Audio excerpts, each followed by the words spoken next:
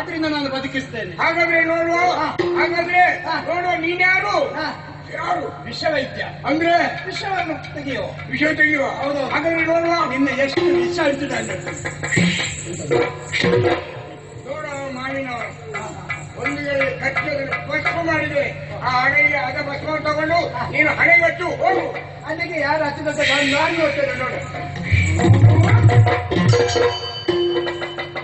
ಹೇಗಿತ್ತು ಮಾವಿನವರ ಹಾಗೆ ಉಂಟು. ನಾನು ಬದುಕಿದ್ದೇನೆ. ಭಯಂಕರ ಆಗದೆ. ಹೌದಾ? ಹಾಗಾದ್ರೆ ಇನ್ನು ಮುಂದೆ ನನ್ನ ಸುದ್ದಿ ಇಲ್ಲ. ನಾನು ಯಾರಂತ ಹೇಳಿದೀನಿ ಗೊತ್ತಾಗಿಲ್ವಾ? ನಾನು ಯಾರಂತ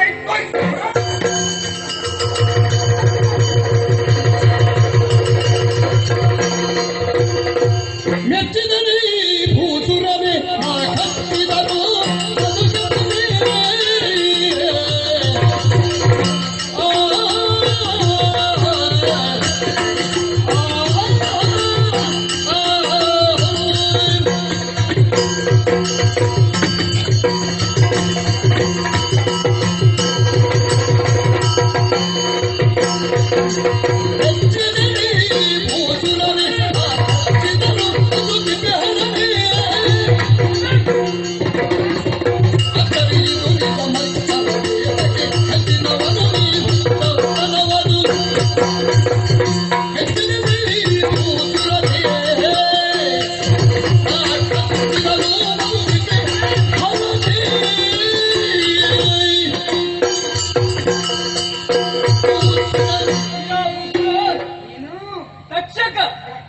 ಹೌದು. ವೇಷ ಮಾಡಿಕೊಂಡು ಬಂದವ ನಾನೇ. ಅಲ್ಲ, ನಿನಗೆ ಬೇರೆ ವೇಷ ಸಿಗ್ಲಿಲ್ವಾ? ಯಾಕೆ? ಆ ಒಂದು ವೇಷ ನನಗೆ ಟಿಂಗರನ್ನು ನೋಡ್ಬೇಕಾಗ್ತದೆ. ಆಹಾ, ಹಾಗಲ್ಲ.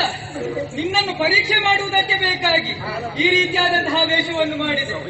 ಅಯ್ಯೋ, ಮೆಚ್ಚಿದೆ. ಯಾಕೆ? ನಿನ್ನ ಸಾಮರ್ಥ್ಯವನ್ನು ನಾನು ಮೆಚ್ಚಿದವನಿದ್ದೇನೆ.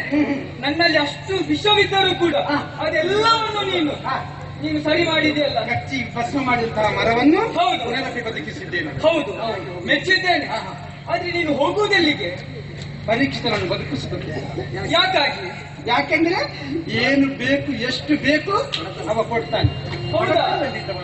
ಹೌದು. ಹೌದೌದು. ಈಗ ನೀನು ಬಡತನ ಇರುವುದಕ್ಕಾಗಿ ಅಲ್ಲಿಗೆ ಹೋಗುವುದು. ಹೌದು. ಅವು ಎಷ್ಟು ಬೇಕಿದ್ರು ಕೊಡ್ತಾನೆ. ಸಂಪತ್ತೇ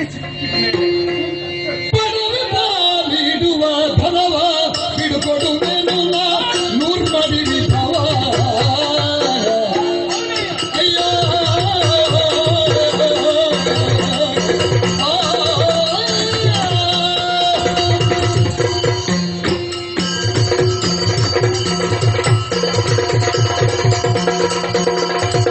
ಪದವಿ ಪದಿ ಬಿಡುವ ಧನವ ಬಿಡುಕೊಡುವೆನು ನೂರ್ಮಡಿ ವಿಧವ.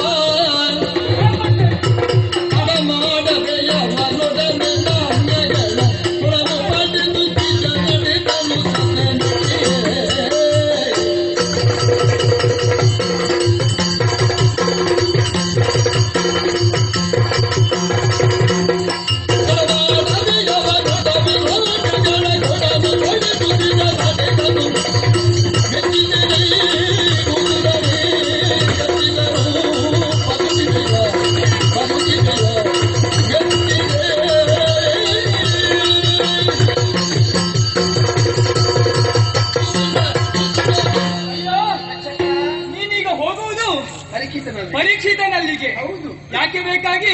ನೀನೇ 7 ದಿವಸದಲ್ಲಿ ಅವನು ಕಚ್ಚಿ ಸಾಯ್ತಾನೆ ಎಂಬುದು ಗೊತ್ತಲ್ಲ. ಹೌದು. ಅದಕ್ಕೆ ಅವನು ಬದುಕಿಸಿದ್ರೆ ಬೇಕಾದಷ್ಟು ಸಂಪತ್ತು ಕೊಡ್ತಾನೆ. ಬಡತನವೆನ್ನುವ ಕಾರಣಕ್ಕೆ ಬೇಕಾಗಿ ನೀನು ಅಲ್ಲಿಗೆ ಹೋಗುತ್ತಾ ಇದೀಯ. ಹೌದು. ಅಯ್ಯ, ಒಂದು ಮಾತನ್ನು ಕೇಳ್ತಾ ಇದ್ದೇನೆ. ಏನು? ಅವ ನಿನಗೆ ಎಷ್ಟು ಕೊಡ್ತಾನೆ ಅದರ 100 ಮಡಿ ನಾನು ಕೊಟ್ಟೆ ಎಂದಾದ್ರೆ? ಹೌದು ಹೌದು, ನಾ ಕೊಟ್ಟೆ ಎಂದಾದ್ರೆ ನೀ ಅಲ್ಲಿಗೆ ಹೋಗ್ತೀಯಾ? ನೀನು ಅಷ್ಟು ಕೊಡುವುದಾದ್ರೆ ನನಗೆ ಲಾಭ ಆಗುದಿಲ್ಲ. ಅಲ್ಲಿಗೆ ಹೋಗಬೇಡ ಅಂತ ಹೇಳಿದ್ರೆ ಎಲ್ಲಿಯಾದ್ರೂ ಎಲ್ಲಿಯಾದ್ರೂ ಭಂಡಾರ ಎನ್ನುವುದೆಲ್ಲ ಇರುವುದೇ ನನ್ನಲ್ಲಿ. ಹೌದು, ಹಾಗಾಗಿ ನಾನು ನಿನ್ನಲ್ಲಿ ಹೇಳ್ತಾ ಇದ್ದೇನೆ, ಅವ ಎಷ್ಟು ಕೊಡ್ತಾನೋ ಅದರ 100 ಮಡಿಯನ್ನು ನಾನು ಕೊಡ್ತೇನೆ. ಪರೀಕ್ಷಿತನಿಗೆ ಹೋಗಬೇಡ. ಅವನನ್ನು ಬದುಕಿಸಬಾರ್ದು. ಅವನನ್ನು ಬದುಕಿಸಿದ್ರೆ ನನಗೆ ಹಣ ಕೊಡುವುದಾದ್ರೆ ಸಾಯಿ ಎಷ್ಟು ಕೊಡು, ನಾನು 100 ಮಡಿಯಷ್ಟು ನಾನು ಕೊಡ್ತೇನೆ. ಆಯ್ತು. ನೀನು ತಲುಪುವುದಕ್ಕಿಂತ ಮುಂಚೆ ನಿನ್ನ ಮನೆಗೆ ಎತ್ತಿಸುವ ಜವಾಬ್ದಾರಿ ನನ್ನದು. ಸರಿ. ಹಾಗಾದ್ರೆ ಇನ್ನು ಅಲ್ಲಿಗಲ್ಲ, ಇಲ್ಲಿಗೆ.